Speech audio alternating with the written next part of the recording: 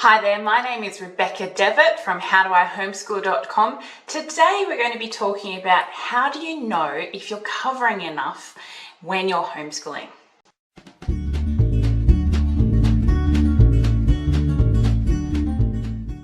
I recently read a great article from frugalfunforboys.com and it was on how to know if you're covering enough. Now this is a question that a lot of homeschool mums really struggled with. And it is something that causes a lot of grief in homeschools because mums get a curriculum and it's massive and the curriculum is not meant to be completely done. For example, a curriculum like BJU or Sonlight, it's really hard to actually do everything in the entire curriculum. And it's actually not supposed to be that you cover every little thing in it.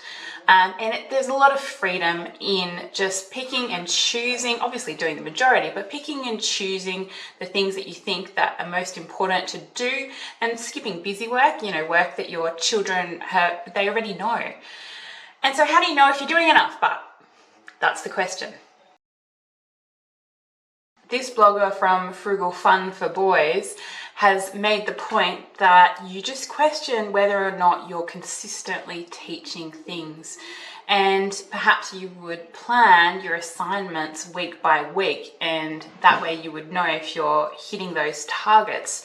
Are the assignments getting done? Are you hitting those targets? And in a way, that's a really easy way to check box. There's a lot of homeschool parents, and I think this is the way to go, but they don't need check boxes, they don't need tests, but there's other parents who just get really nervous and wonder, are their kids doing enough? And for them, check boxes, things like traditional homeschool curriculum might be really helpful. It's also another reason that a homeschool curriculum like BJU Press, where everything is accredited and you've got your daily schedule, might be really useful because then you're going through, but then don't feel pressured that you have to do it all either. There's also the suggestion that you plan for a 4-day homeschool week, and in this way you have all the things you need to do and you can do them well, whereas if you plan for a 5-day homeschool week, it's just a little bit too much to stay on track and you get a little bit too stressed. So a 4-day homeschool week where you're doing that formal work for 4 days is a good way to go. A lot of homeschool parents don't like this, but for the parent who's struggling with the question,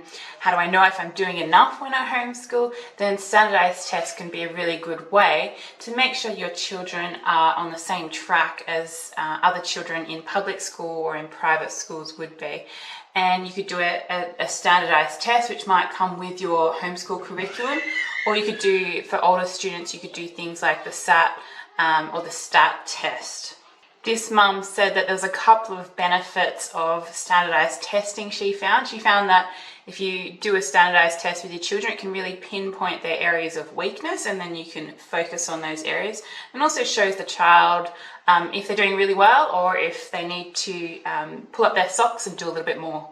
And the final word is that when you get a homeschool curriculum, you can't do it all. It's generally very, very hard to do. Even in schools, public schools, the teachers cannot do it all. There's always going to be disruptions. They'll always do less than they were planning on. Well, they'll probably do less than they were planning on.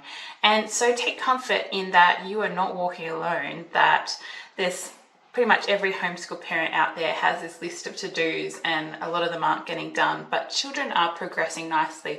Also take comfort in that homeschool students generally do a lot better in standardized tests and come out with a better education. Perhaps this is because a lot of their education is based on interest-based learning. Perhaps it's because the teacher-student ratio is a lot lower.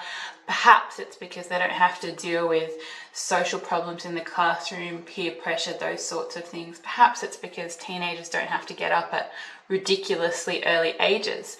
But you have all these advantages on your side if you're homeschooling your children, and if you're just consistently plugging away at things, that you'll find that they learn a lot. Again, I would really suggest that you get into interest-based learning.